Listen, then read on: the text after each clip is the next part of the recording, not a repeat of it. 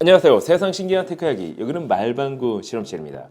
어디 저렴하면서 쓸만한 태블릿 어디 없을까요? 이런 고민을 하시는 분들을 위해 요즘 핫한 22만원대 태블릿을 구매해 봤습니다. 이번에 구매한 태블릿은 OLED 디스플레이는 물론 JBL 사운드를 탑재해 가성비의 끝판왕으로 불리고 있는 제품인데요. 하지만 직구 제품인 만큼 필히 체크해 볼 사항이 있습니다. 말 그대로 22만원대 가성비 태블릿이 맞을까요?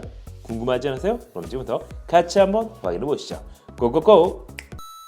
자, 오늘 구매한 제품은 레노버에서 출시한 P11 프로 모델이 그것입니다. 국내 정발이 아닌 직구 제품으로 Q10 할인 쿠폰을 적용받아 22만원대에 구매를 했습니다.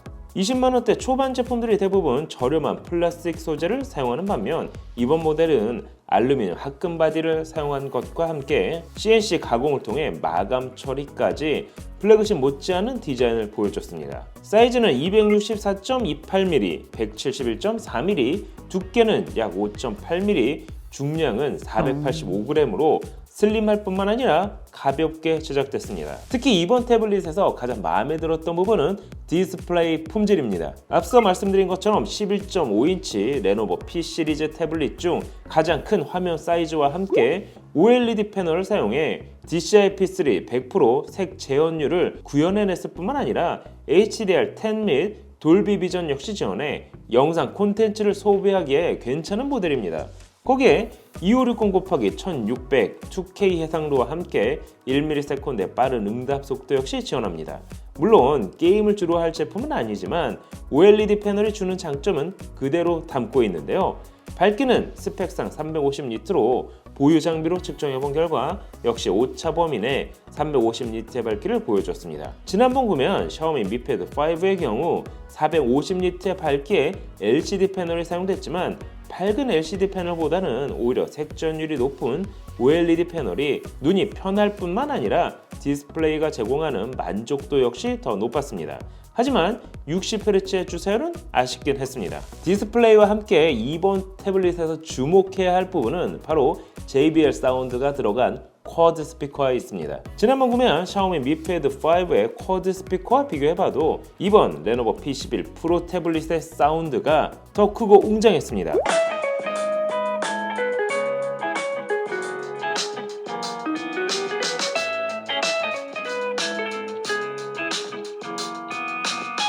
사실 이 정도면 외부 스피커를 연결하지 않더라도 자체 스피커만으로 영상이나 음악을 감상하기에 괜찮아 보였는데요. 다만 3.5mm 이어폰 단자가 없다는 점은 아쉬웠습니다. 그럼 이번 태블릿으로 게임을 즐기기에도 괜찮을까요? 일단 프로세서는 퀄컴 스냅드래곤 730G 옥타코어 프로세서가 탑재됐습니다. 2.2GHz의 코어가 2개, 1.8GHz 코어가 6개로 구성된 이번 프로세서의 성능을 긱벤치 5로 테스트해본 결과 멀티코어는 1491점, 싱글코어는 454점이 나왔습니다. P11보다는 다소 높고 P11 플러스보다는 낮은 점수대를 보여줬습니다. 이 정도면 동영상 콘텐츠를 소비하기에는 적당하지만 고사양 게임을 즐기기에는 역시나 버거운 점수대라 할 수 있습니다. 거기에 램은 LPDDR4X 6GB, 스토리지는 1기 194MB/s, 쓰기는 375MB/s를 지원하는 128GB가 탑재됐습니다. 물론 외장 마이크로 SD 슬롯을 지원하고 있어 저장 공간은 업그레이드가 가능합니다. 그럼 실제 그래픽 성능은 어느 정도일까요? 파이레이트10 게임 벤치마크를 통해 성능을 테스트해봤습니다. 그래픽 옵션을 울트라로 설정한 상태에서 테스트를 해본 결과 평균 18프레임을 보여줬습니다. 샤오미 Mi Pad 5에서는 동일 옵션 39프레임으로 약 2배 정도 높은 성능을 보여줬습니다. C스케이프 벤치마크 역시 테스트해봤는데요. 그 결과 1397점으로 샤오미 Mi Pad 5의 3827점과 비교해 낮은 점수대를 보여줬습니다. 3D마크 와일드 라이프 벤치마크는 어떨까요? P11 프로는 966점, Mi Pad 5는 3238점을 보여줬습니다. 확실히 P11 프로의 전체적인 성능은 웹서핑 혹은 가벼운 앱 정도는 가능하지만 고사양 게임을 즐기는 용도로는 맞지 않았습니다. 실제 배틀그라운드를 플레이해본 결과 설정 가능한 옵션을 보면 HD까지만 가능했습니다. 그럼 이번 태블릿의 카메라 성능은 어떨까요? P11 프로 태블릿은 후면 메인 1300만 화소 카메라와 500만 화소 120도 초광각 카메라를 탑재하고 있습니다. 전면은 800만 화소 카메라 그리고 IR 카메라가 탑재돼 있어 낮은 조도 환경에서도 보다 빠른 얼굴 인식을 지원했습니다.